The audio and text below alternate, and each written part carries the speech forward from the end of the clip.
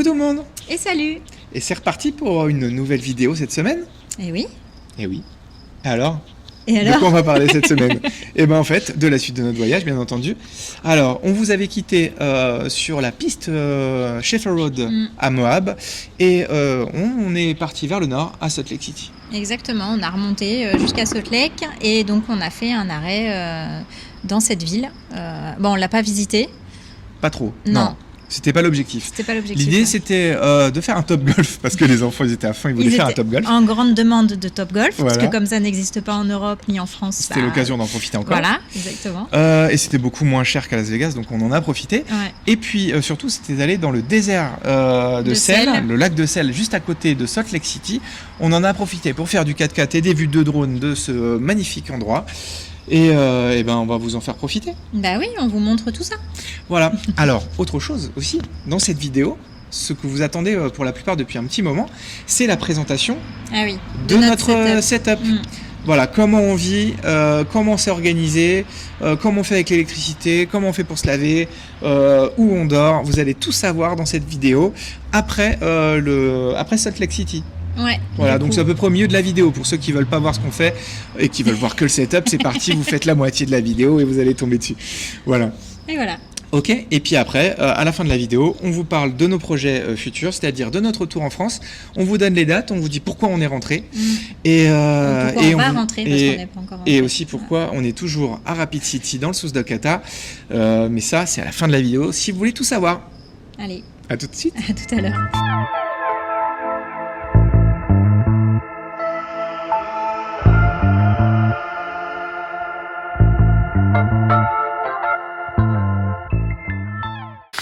Allez, on est au BLM de Salt Lake City, enfin un peu au sud de Salt Lake City.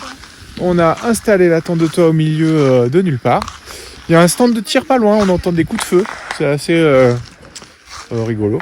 Et voilà, mais là on est tout seul, dans cette grande étendue, un peu désertique, avec le lac derrière, et un joli coucher de soleil.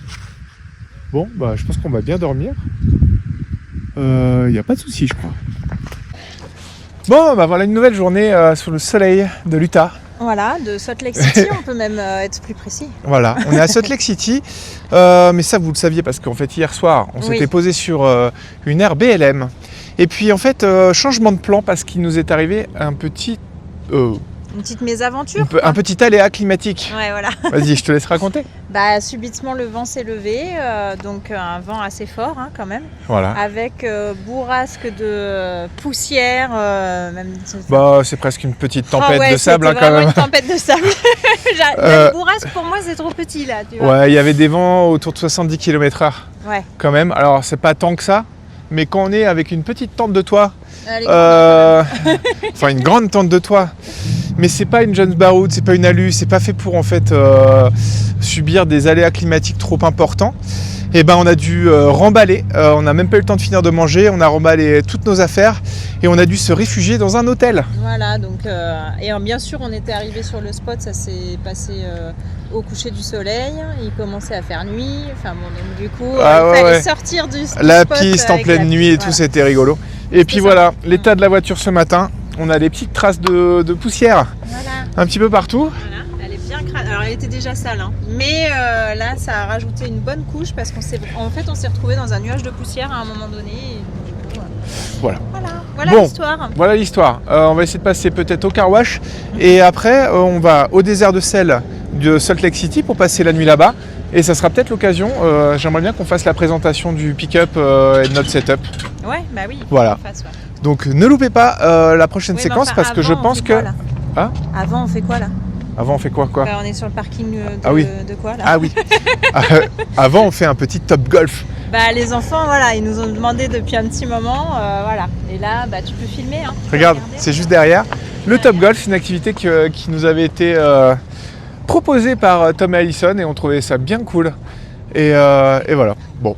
Et ce qui est très drôle, c'est que juste à côté, je vous mettrai une petite photo. T'as filmé ou t'as pris une photo ? J'ai pris une photo. En fait, c'est qu'Allison, elle elle propose des produits doTERRA, et en fait juste à côté il y a une énorme dôme de l'université de Salt Lake City, et en fait toutes les équipes sportives de l'université sont sponsorisées par doTERRA. Et donc il y a une grosse pub doTERRA. Voilà. Donc voilà. on se disait Tom et Alison sont un peu avec nous pour, petit clin d'œil pour ce Top Golf. Voilà. Allez, c'est parti, on y va.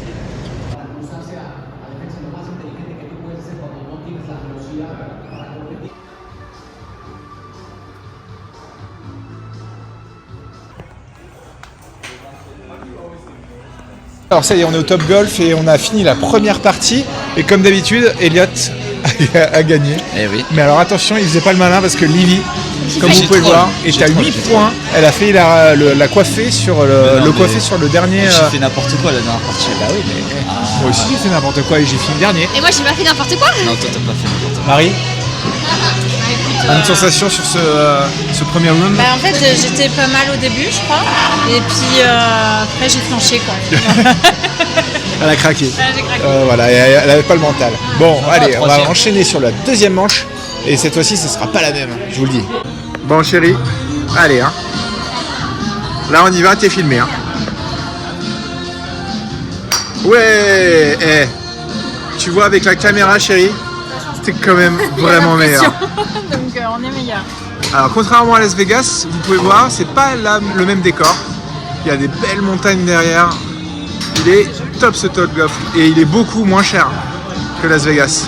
Alors les amis, il vient de se passer un truc qu'on adore. C'est notre Top Golf préféré. Voilà, le serveur qui est hyper cool avec nous depuis le début, il nous a ramené ça pour qu'on profite ensemble. Écrit en français, bienvenue en Utah, parce qu'en fait on lui a expliqué un peu ce qu'on faisait ici, et donc il nous a ramené ça juste pour nous dire bienvenue. Voilà.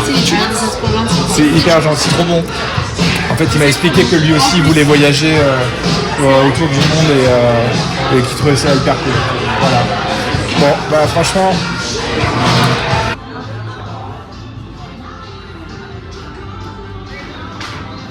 Yes. Le rouge?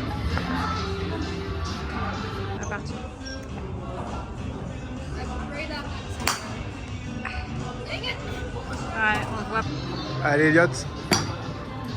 Voilà, magnifique rouge.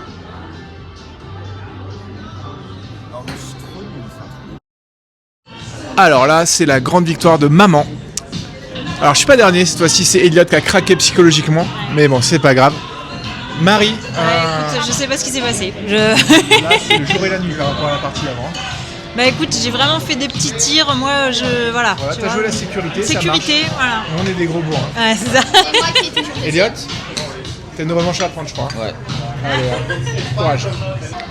Allez, on se concentre, et bim. Voilà. Alors Elliot pour le shoot de la victoire.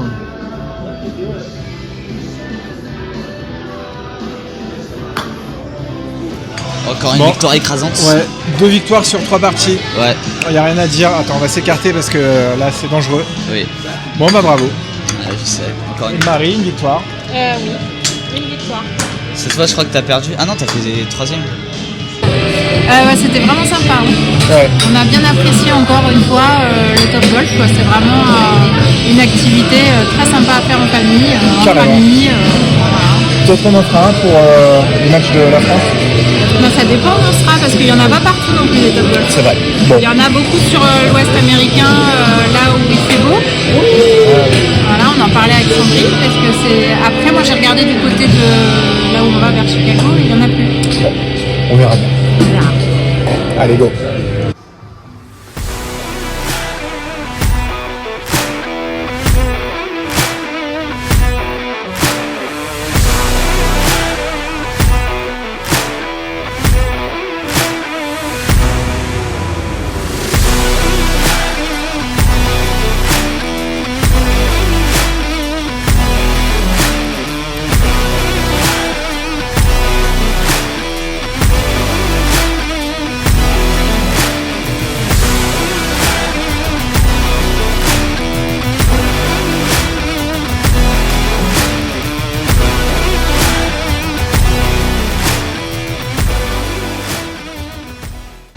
Ok, allez, on est au milieu du désert de sel de Salt Lake City.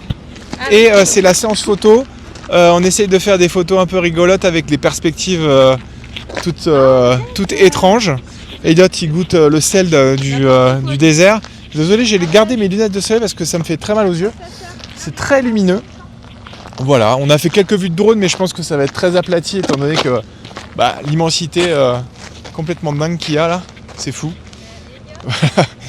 Bon, en tout cas, c'est très rigolo d'être ici.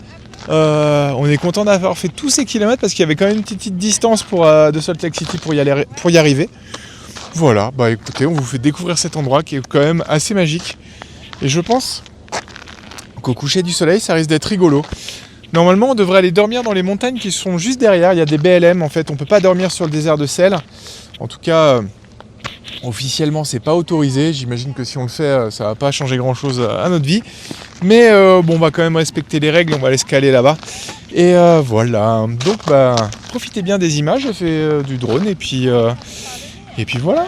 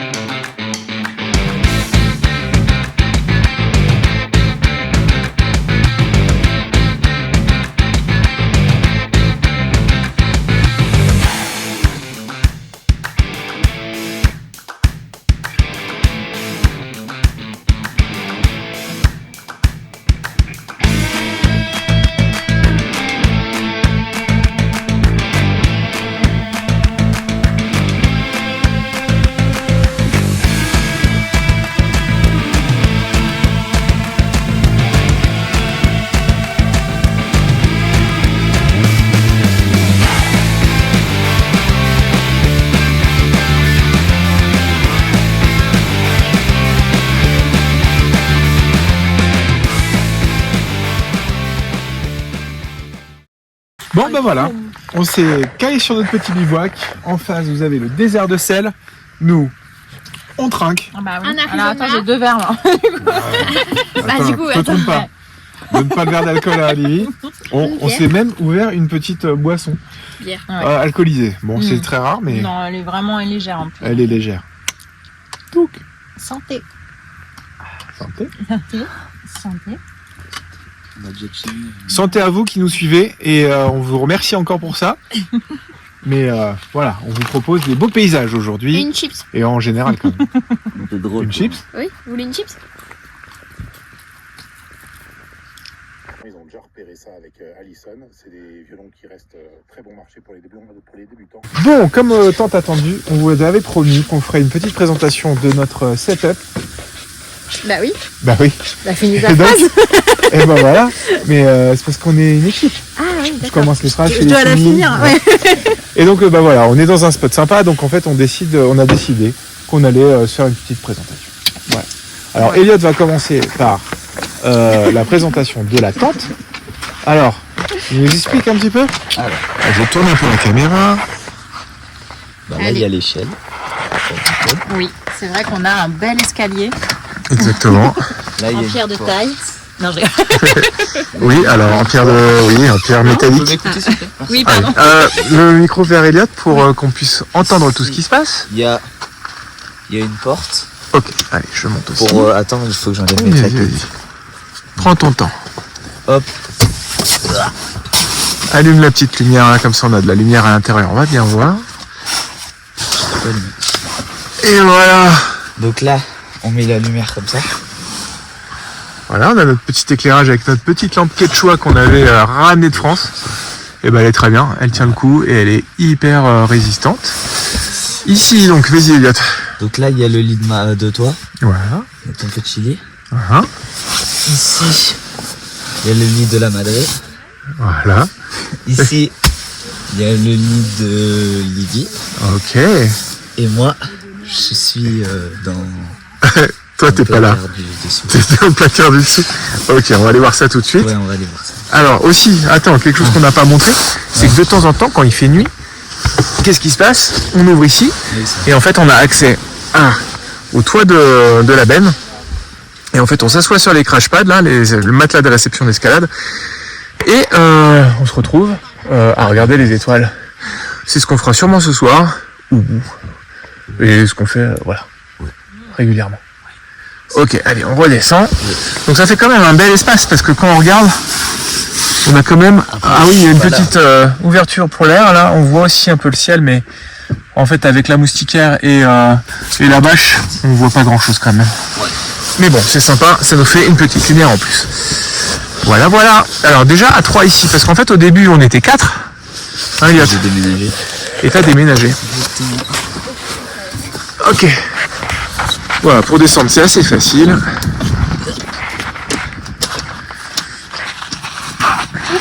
Et toi Elliot alors ? Moi, Tu dors où ? je dors ici avec l'électricité. En fait Elliot, il est avec l'électricité, c'est l'électricien du groupe. Voilà, en fait là ça se voit pas, on va vous le mettre un petit peu mieux tout à l'heure. Mais en fait il a décidé d'essayer de dormir sur la banquette. Et alors ? Et ben c'est très confortable. C'est plus confortable que la tente ? Bah oui, parce que t'es tout serré. En A4, t'es trop serré là-bas. Voilà, on était un petit peu serré, et il a envie de confort. Et donc en fait, on va l'installer comme ça, vous verrez. Mais il est bien tranquille là, allongé, il aime bien. Ouais. Voilà, c'est une décision qu'il a prise lui, hein, bien sûr. Ah oui, On n'est pas des parents indignes non plus, on l'a pas forcé. On n'est pas dans Harry Potter. On n'est pas dans Harry Potter. Ou on l'a mis sous l'escalier. Voilà, donc on est pas mal. Ok, ça c'est le coin nuit. Et maintenant on va passer au coin. Il y a l'électricité. Faut montrer la boutique. Oui, Ah oui. on va montrer tout ça juste après. D'accord. On vous montre notre installation électrique après. Alors, du coup, la benne, effectivement, alors c'est un petit peu dur de l'organiser, elle est quand même bien en bazar. Mais on s'y retrouve au final. Et puis là, on s'est débarrassé de dernières affaires à Salt Lake City, donc on a fait un gros vide. Depuis qu'on est parti de La Paz, petit à petit, on a laissé des affaires sur le chemin. Et là, on s'y retrouve beaucoup mieux, on y voit plus clair, donc ça commence à être quelque chose de gérable en tous les cas. Ok, donc ici on met quoi en fait, Marie ? On met tout. Alors, il y a un côté où on va mettre plutôt la table, les chaises et tout ce qui est matériel pour, les coussins pour la tente, et puis les duvets, les couvertures pour Elliot. Donc voilà. Ça, de ce côté-là, c'est comme ça. Donc tu veux dire que la table sert de support pour nos sacs où on met les vêtements. On met la table et ensuite on met tout plein de choses dessus et ça stabilise bien et on peut accéder assez facilement du coup. Ok. Ça nous fait une tablette quoi, voilà, une grande tablette. Et de l'autre côté, on a mis aussi à niveau. On a mis nos affaires à niveau. Toutes les affaires du coup qu'on utilise moins sont en dessous et les affaires qu'on utilise plus sont au-dessus. Et donc là, de ce côté, c'est plutôt nos vêtements. Voilà, alors nos vêtements et la réserve d'eau aussi. Ouais, exactement. Ouais. Qui est derrière le meuble des provisions et ça nous permet d'accéder à l'eau facilement et de remplir quand c'est vide. Voilà. Et qu'est-ce que je veux dire ? Et quand on arrive, en général, chacun met ses affaires sur son siège. Et ensuite, on a accès quand même à nos affaires assez facilement. On n'y accède pas directement ici, quoi. On met chacun son sac sur son siège. Voilà. Ok, voilà. Ça c'est pour la partie benne. Et maintenant, on va parler de la partie cuisine. Cuisine, voilà. Alors la cuisine, évidemment, hein, c'est toujours perfectible, hein, ça c'est sûr. Mais nous, en tous les cas, pour ce qui nous restait de voyage, on a décidé d'acheter un meuble à Ikea, tout simplement. Donc qui est assez pratique. Meuble comme ça de rangement qu'on a trouvé pour les jouets. On a trouvé au rayon enfant, c'est pour les jouets normalement. Et il est à la bonne taille, on met pas mal de nourriture dedans, donc c'est assez pratique. Après on a quand même eu un petit désagrément avec ce meuble. Ah, oui. Voilà, on a eu quand même une souris. Donc, Qui a fait son l'a- tini pendant quelques nuits dans notre pick-up. bah ouais. Et puis, donc on a mis des pièges, on n'a pas réussi à la voir. Mais en tous les cas, elle est plus là. Là, elle est plus là, parce qu'on a tout vidé, on a tout nettoyé, on a tout rangé. Et donc, apparemment, je pense qu'elle est partie à ce moment-là. Ouais, on l'a pas vu s'enfuir, mais bon. Ouais, voilà. Ok. Et donc, puis voilà. en face... On a investi sur un Coleman à gaz pour pouvoir se faire la cuisine. Et Tom et Alison nous ont gentiment donné le four qui est ici, plié, qu'on utilise de temps en temps. Bon.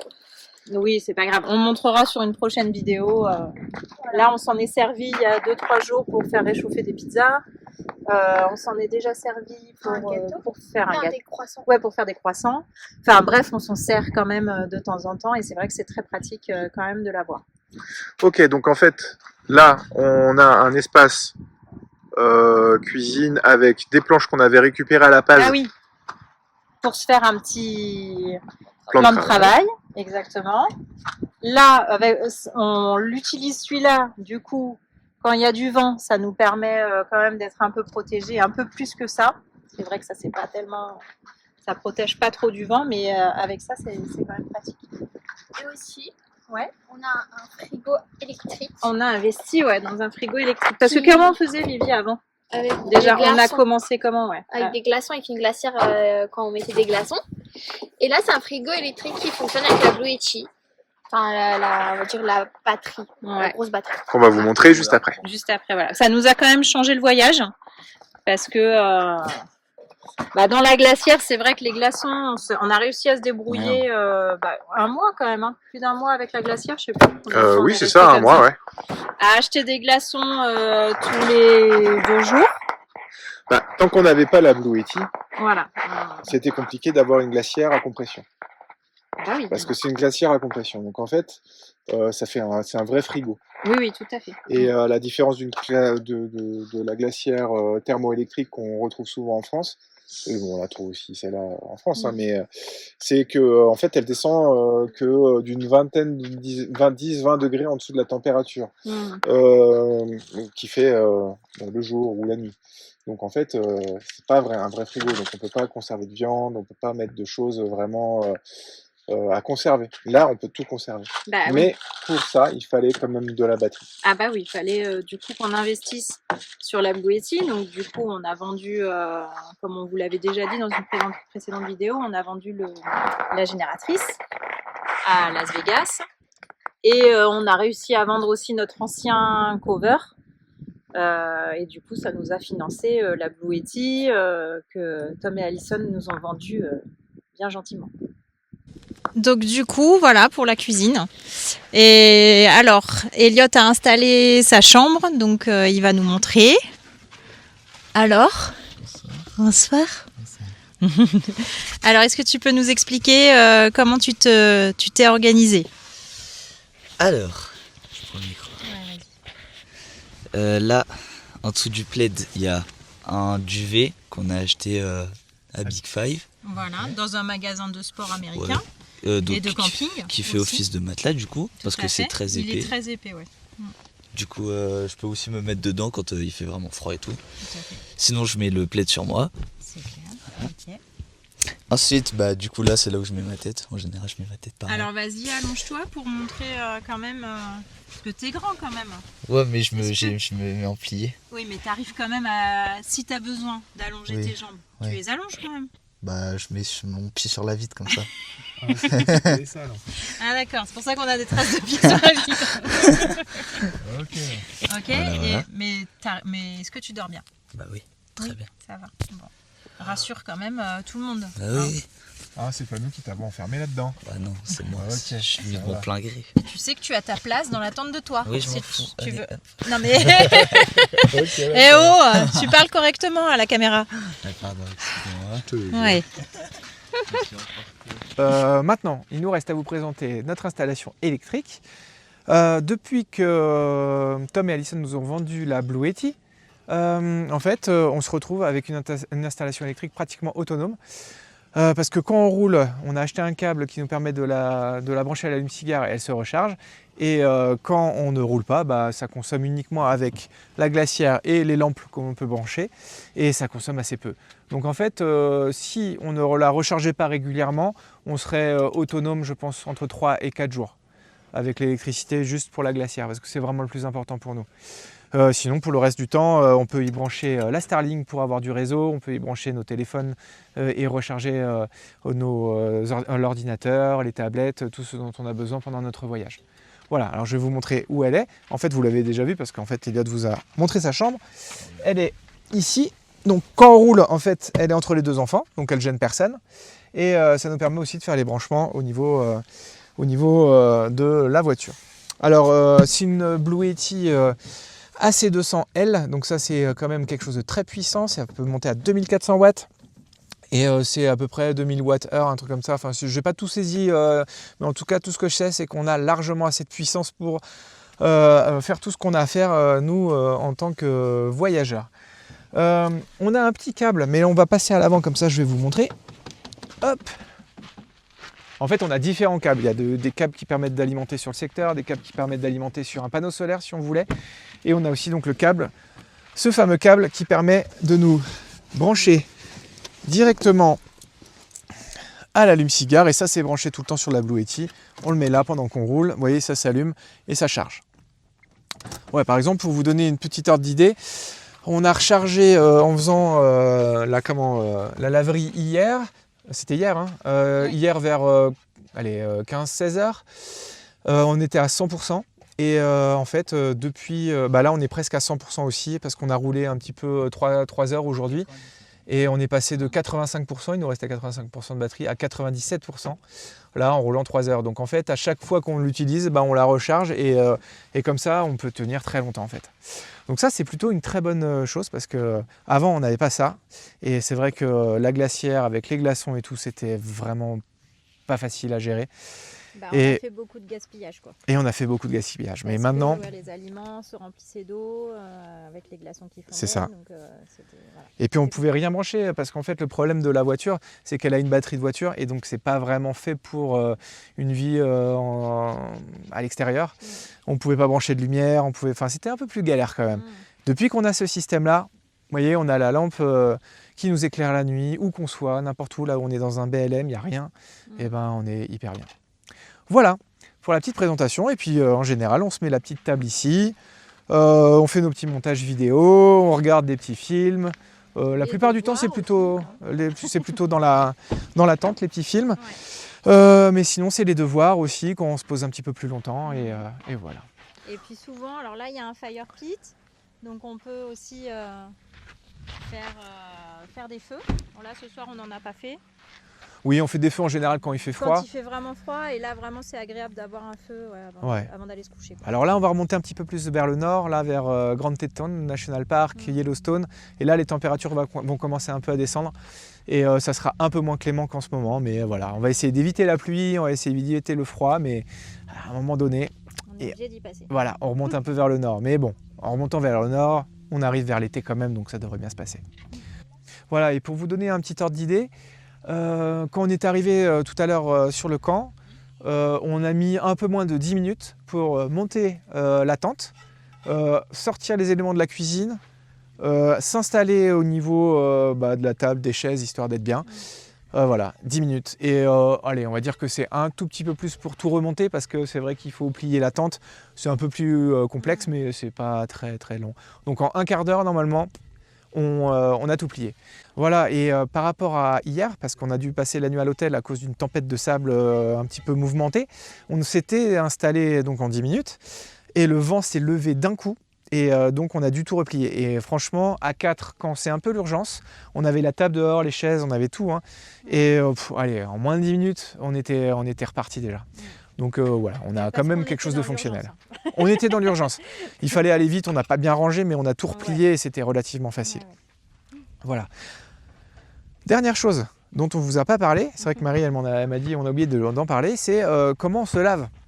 Alors, c'est un peu à l'arrache. On pourrait faire mieux parce que on a d'autres systèmes qui pourraient bien fonctionner, mais on a décidé de ne pas s'en occuper pour l'instant.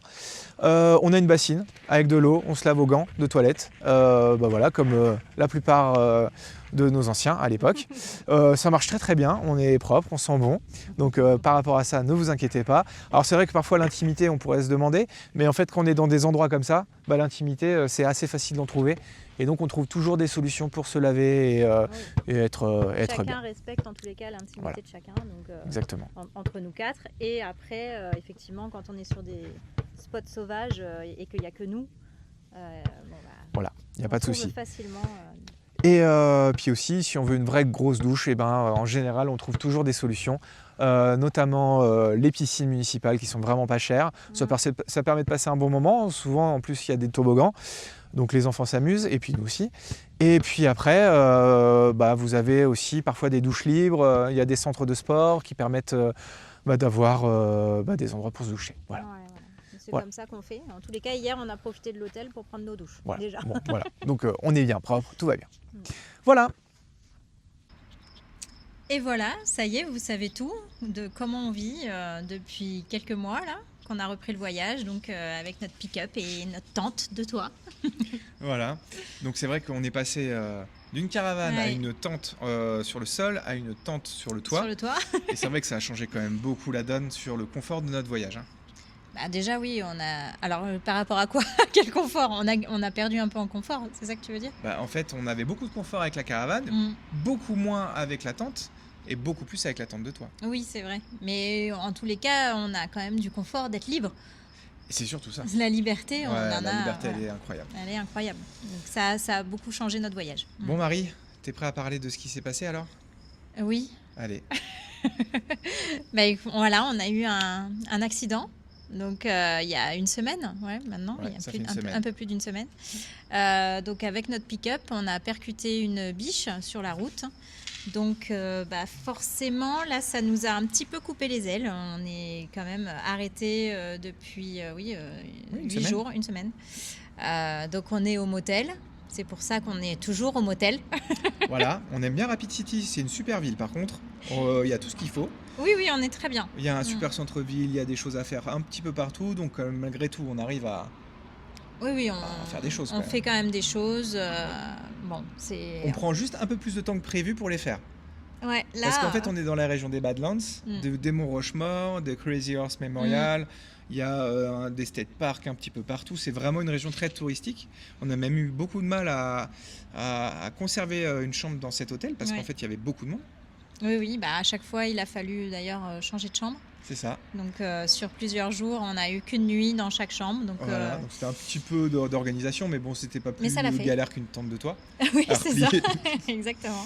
Voilà, donc voilà. Mais bon, plus de peur que de mal, personne n'est blessé. Non, personne n'est blessé. Du coup, on a quand même des travaux à faire sur la voiture. Donc elle est actuellement au garage. Le garage nous a prêté une voiture, bien gentiment. Ah oui, parce que les locations de voitures à Rapid City en pleine saison, c'était presque $150 par jour.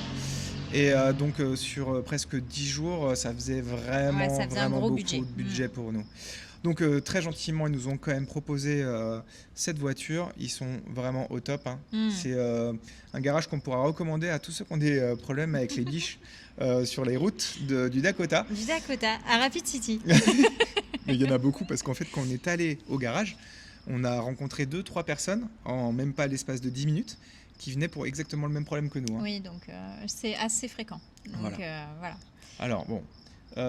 ils ont pu quand même prendre en charge rapidement, via notre assurance, les réparations. Il y avait un peu de délai pour les pièces.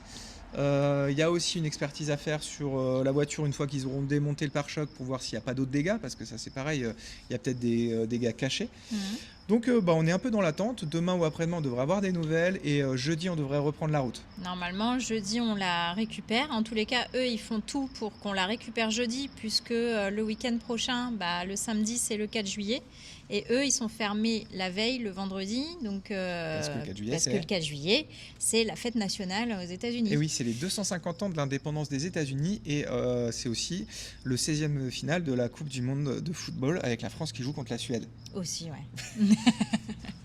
Non, bon, enfin voilà. Et Donc, tu en crois que fait, c'est pour ça qu'ils travaillent pas? je pense que c'est pour ça qu'ils ne travaillent pas. Bon, voilà. En tout cas, en dehors du fait qu'on est bloqué, là, on pense pouvoir quand même être à New York à temps pour notre départ. Parce qu'en fait, on va vous donner la date de notre départ en France. Bah oui, Enfin, de notre retour en France. du coup, on a décidé donc de rentrer en France et on a pris nos billets et on part de New York le 16 juillet. Voilà, alors il y a plein de raisons pour ça, c'est pas la lassitude du voyage, on est vraiment heureux de voyager, c'est quelque chose qui nous plaît beaucoup, mais on a 2 enfants, et notamment un qui a des projets scolaires un peu différents. Eh oui. Il a trouvé sa voie, il veut devenir paysagiste élagueur, et donc en fait il faut qu'il rentre en seconde professionnelle, et donc pour... Bah ça, on peut pas le faire à distance, quoi. Ouais, c'est compliqué de le faire à distance, on aurait pu continuer le CNED pour la première, trouver des solutions, voilà, mais bon, je pense qu'il arrive à un âge où il faut qu'on soit posé pour qu'il puisse voilà, continuer sa scolarité paisiblement. Il en a besoin aussi, de toute façon, Elliot. Donc, bon, voilà. C'est une des raisons pour laquelle on rentre. Nous, on est content de rentrer aussi. Hein. On n'est pas frustré de partir des États-Unis et d'Amérique du Nord. Ah ouais. Au final, nous, on a vécu tellement de choses en un an qu'on est vraiment... on est satisfait de notre voyage. Mais on pourra en faire le bilan plus tard. C'est peut-être pas le moment de le faire sur cette vidéo. Oui, on le fera dans Voilà. une autre vidéo. Donc voilà, pour nous départ le 16 juillet, il y a encore beaucoup de choses à vous montrer parce que là, vous voyez, on est qu'à Salt Lake City et Salt Lake City, c'était le 12 juin. On est le 29 juin Ouais, et un on peu a de fait retard. pas mal de choses. Il y a les parcs de Teton National Park qu'on vous a pas montré, Yellowstone. Et puis après, bon, c'est sûr que ça s'est un peu bloqué après une fois qu'on a eu l'accident. Mais bon, voilà, en tout cas, nous, on va bien. Oui, et puis de toute façon, on vous dit à la semaine prochaine. Voilà, ciao. Allez, salut!